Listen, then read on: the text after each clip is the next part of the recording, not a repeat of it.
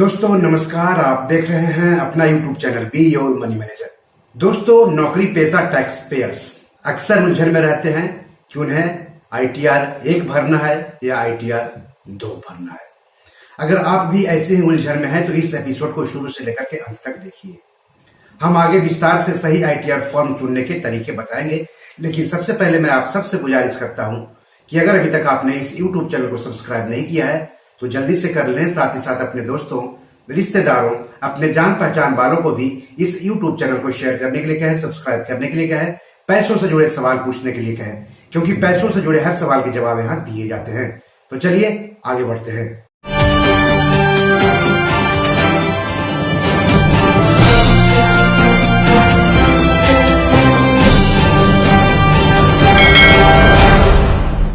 दोस्तों अगर आप सैलरी क्लास के हैं यानी वेतन भोगी हैं तो आपके लिए जानना जरूरी है कि कौन सा ITR फॉर्म भरना है, ITR 1 या ITR 2। अगर आप ITR फॉर्म गलत भरेंगे तो हो सकता है इनकम टैक्स का आपके पास नोटिस आ जाए या फिर आपने जो ITR फॉर्म भरे हैं वो रिजेक्ट हो जाए। ऐसे में आपको मुश्किलों का सामना करना पड़ सकता है। तो यहाँ हम बताने जा रहे हैं कि किन स्थितियों में आपको ITR 1 भरना है और किन स्थितियों में आपको ITR 2 भरना है। तो सबसे पहले जान लेते हैं कि ITR 1 किन स्थितियों में भरना है अगर आप वेतन भोगी हैं तब। तो 3 स्थितियों में आपको ITR 1 भरना है। पहली स्थिति कि आप भारत के निवासी हैं और आपकी सैलरी 50 लाख रुपए से कम है सालाना। दूसरा, अगर आप एक प्रॉपर्टी से इनकम कमाते हैं। और तीसरा, ब्याज या पेंशन या दूसरे अन्य स्रोतों से अगर आपकी आमदनी होती है तब।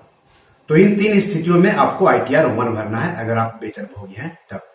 लेकिन इन 16 मामलों में आपको अनिवार्य रूप से ITR 2 फाइल करना है। पहला, आप भारत के आम निवासी नहीं हैं और अनिवासी वेतन आपको मिल रही है। दूसरा, आपकी सैलरी साल भर में 50 लाख रुपए या उससे अधिक हो। तीसरा, अगर आप किसी कंपनी के निदेशक यानी डायरेक्टर हैं। चौथा, पात्र स्टार्टअप द्वारा आवंटित ESOP आपके पास हो। पांचवा, एक से अधिक घरों से आपकी आय हो रही है या फिर आपको नुकसान हुआ है तब। अगर एक घर से आपको आय या नुकसान हुआ है तो आप ITR 1 भरें, लेकिन अगर 2 घरों से आपको आमदनी हुई है या फिर आपको नुकसान हुआ है तो आप ITR 2 भरें। और 50 लाख या उससे कम आमदनी हुई है साल भर में तो ITR 1 भरें, और 50 लाख या उससे अधिक आमदनी हुई है तो ITR 2 भरें। छठा, अगर आपको संपत्ति से हुई हानि को आप आगे एडजस्ट करना चाहते हैं तो ITR 2 भरें।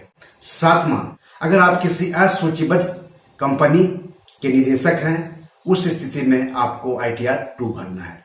आठवां, अगर आपको निवेश या संपत्ति की बिक्री पर पूंजीगत लाभ या हानि हुआ है तब आपको ITR 2 भरना। निवेश मतलब शेयर बाजार, म्यूचुअल फंड या सोना, और संपत्ति मतलब दुकान हो गया, घर हो गया, खाली प्लॉट हो गया। तो इन सब की बिक्री पर अगर आपको लाभ हुआ है या फिर हानि हुई है तो इस मामले में आपको ITR 2 भरना है। नौवां, लाभांश आय अगर 10 लाख रुपए से अधिक हुआ है तो आपको ITR 2 भरना है। 10वां, अगर आपको FD पर मिले ब्याज पर TDS कटा है और उसका रिफंड आप लेना चाहते हैं तो आपको ITR 2 भरना है। 11वां, अगर आप वेतन भोगी हैं और कृषि से आपकी आय 5,000 रुपए से अधिक हुई है तो आपको ITR 2 भरना है। अगर आपको किसी प्रॉपर्टी या निवेश पर बेचने पर आपको नुकसान हुआ है और आप नुकसान को आगे ले जाकर के एडजस्ट करना चाहते हैं, फॉरवर्ड करना चाहते हैं, तो उस स्थिति में आपको ITR 2 भरना है। 13वां, आप अपने वेतन के साथ किसी दूसरी इनकम को जोड़ना चाहते हैं तो आपको ITR 2 भरना होगा।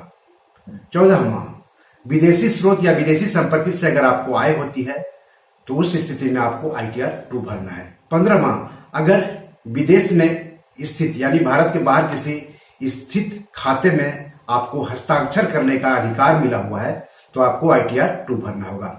और 16वां, अगर नगद निकासी पर टैक्स काटा गया है धारा 194(n) के तहत तो आपको ITR 2 भरना होगा। तो 3 स्थितियों में आपको ITR 1 भरना है अगर आप वेतन भोगी हैं तब, और 16 स्थितियों में अनिवार्य रूप से आपको ITR 2 भरना है अगर आप वेतन भोगी हैं तब। और गलत ITR आप भरते हैं तो आपका ITR रद्द हो सकता है, आपको जुर्माना देना पड़ सकता है, इनकम टैक्स का नोटिस भी आ सकता है और हो सकता है कि आपको जेल भी हो सकती है। तो ध्यान से भरें और सही तरीके से फॉर्म चुनें। तो बी योर मनी मैनेजर में आज इतना ही, लेकिन अपने फाइनेंशियल सफर को सुहाना बनाने के लिए देखते रहिए अपना YouTube channel be your money manager और पढ़ते रहिए beyourmoneymanager.com। धन्यवाद, नमस्कार।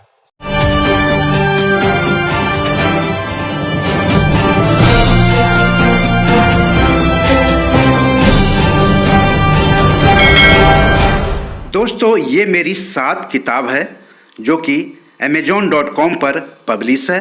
आप इसे डाउनलोड करके पढ़ सकते हैं। इन किताबों के लिंक्स इस वीडियो के डिस्क्रिप्शन में दिए हुए हैं। इन 7 किताबों में से 5 किताब मनी मैनेजमेंट पर है, यानी पैसा निवेश करके अधिक पैसा कैसे कमाएं पर आधारित है।